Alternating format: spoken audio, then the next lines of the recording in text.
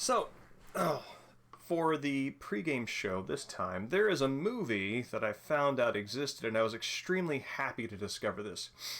The title of it is Zatoichi Meets Yojimbo, and it is a crossover of purported crossover of the Zatoichi blind masseur swordsman character from Chanbara fame with purportedly Yojimbo from Kurosawa's movie of the same name, played by Toshiro Mifune. And so I was really excited by this. I was like, what? Why would they? This is this character from these two art films, right? From Yojimbo and Sanjuro.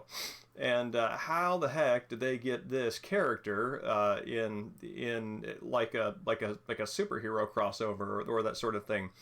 And so yeah, I was really surprised by that, and I was even more surprised by what I actually found, which is that Zatoichi Meets Yojimbo is actually kind of a cool parody of Yojimbo itself. To kind of introduce how this even works right at the start. Zatoichi at the beginning of the movie is wandering around the countryside and decides, you know what, he's going to go back home. He's tired of all the violence and random distress out on the road, so he's going to go back home. And he goes back home and he finds that a bitter Yakuza feud is tearing his hometown apart. This is almost beat for beat exactly the way that Yojimbo opens, except instead of Zatoichi, of course, it is Sanjuro, Mifune's character. And the shots and the way that it tells the storytelling visually is, again, just sort of step for step, kind of the same thing. So this is Yojimbo. This is as Evening Mexican Sting, Evening Arc. It's great to see both of you looking at how the Zatoichi meets Yojimbo kind of has a good time riffing off of Kurosawa's movie.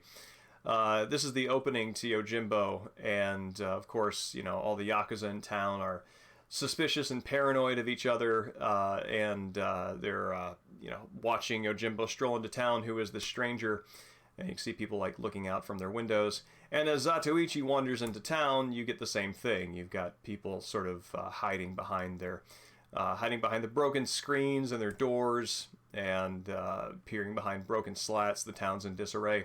So you very much had the same sort of setup. And a lot of the reviews that I read stated that, that Yojimbo, the character in this crossover, is very similar to the character in Kurosawa's movie, and this is entirely wrong. He's not like it at all. He's the exact opposite. I mean, even right down to his circumstances. Yojimbo in Kurosawa's movie is, you know, this sort of wandering cowboy samurai who rolls into town and decides to get involved with this Yakuza feud and settles it at great cost to himself because he's a wandering Ronin, and that's just what he does. And the Yojimbo character in this crossover is very much attached to one side of this feud. He's part of the situation that the Yojimbo from the other movie would have played both sides off of. And so where this really comes to a head for me, and this is wonderful. In Kurosawa's Yojimbo, one of the things that Kurosawa does as a sort of filmic technique in general is the use of wind and particles, whether it's clouds or dust or whatever.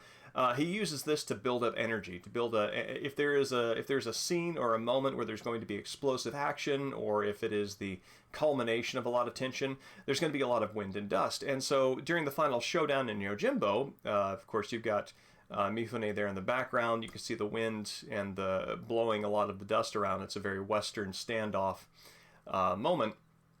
And there you see his antagonists on the other side, of course flanked by the same. So this is how Kurosawa... Evening, Peacher. It's good to see you.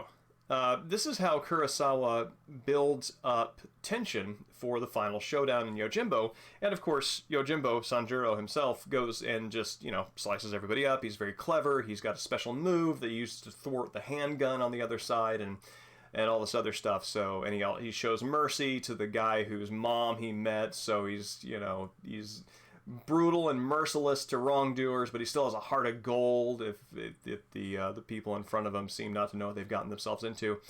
Now, contrast this with the same sort of the same standoff between Zatoichi and Yojimbo in this crossover, where instead of this very noble build-up, you have them facing off on each other, and the wind kicks up. It's a very Kurosawa moment, and it gets in his eyes, and he whines about it. He's like, I can't see. And this face right here pretty much captures his character in a nutshell. So, and yeah, Zatoichi, of course, being the blind swordsman, is like, yeah, whatever, dude. That is your problem, and not mine in this sword fight. And yeah, so Yojimbo continues just to act like a total baby, and he's uses these very sort of pale excuses to Zatoichi's personal satisfaction at killing him, not to fight him. So it's the complete opposite. And the thing that I really like about it is it really does use the exact moment from the climax of Yojimbo to show exactly how this character is not that guy at all. I had one more here, yeah.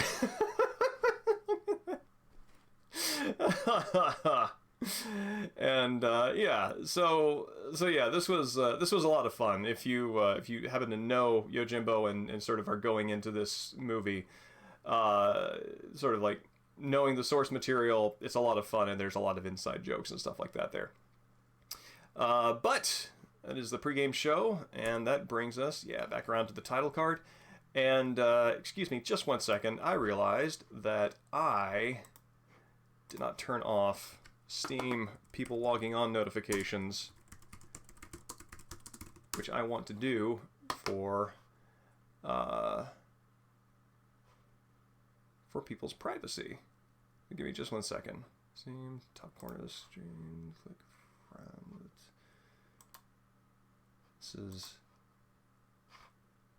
There's this. Is there a gear icon? There's a gear icon. And that's super useful.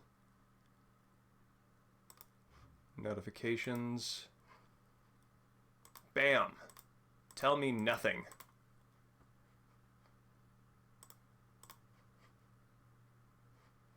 Flash window, I receive a chat message? Never. I turn off my phone notifications, turn off these notifications, and I'm done. Oh my god, Zatoichis are so good. The Criterion box set, doesn't it have like all 25 of the movies or something in it? It's hefty. Like it's if I'm remembering right, it is so big and so dense that it has like 2 movies per disc. Yeah, they're a lot of fun. I love the Zatoichi movies. I'm so glad there are so many of them too, because they do have, they're formulaic, and they've got every aspect of the formula for a Chanbara movie that you'd want. And Zatoichi's a cool character and stuff. And there are so many of them. One of the things that I kind of lament after having binged so many of them is I kind of feel like I'm running out of them to watch. And then I've got the Zatoichi series, which is lovely. And it's like Godzilla, Evening Space Hamlet. It's like Godzilla, right? There's like a million of them. So if you're into the character, you can just kind of just eat it up. Lone Wolf and Cub are also good. Not nearly as many as Zatoichi, which I think gets into like the 20s. I think Lone Wolf and Cub caps off at 6. Which actually, oh man, I had a killer find. I found a yet unsold copy of Lone Wolf and Cub Omnibus number 9, which retailed at $20 when it was first printed, and this one has never been sold. And the guy who runs the comic shop I love this comic shop. It's if you're ever in Seattle, it's called Dream Strands. It's great. Anyway, went and looking on like what this thing goes for at resale, and it's like something like $70 to $200 because these things are out of print and it's a high quality series, and it's heartbreaking to see how inaccessible this stuff is. But yeah, I got this like this comic omnibus that goes for like $120 online for $20, and that'll make you feel like you've had a good day. But on other things that make you feel like you have a good day, The Secret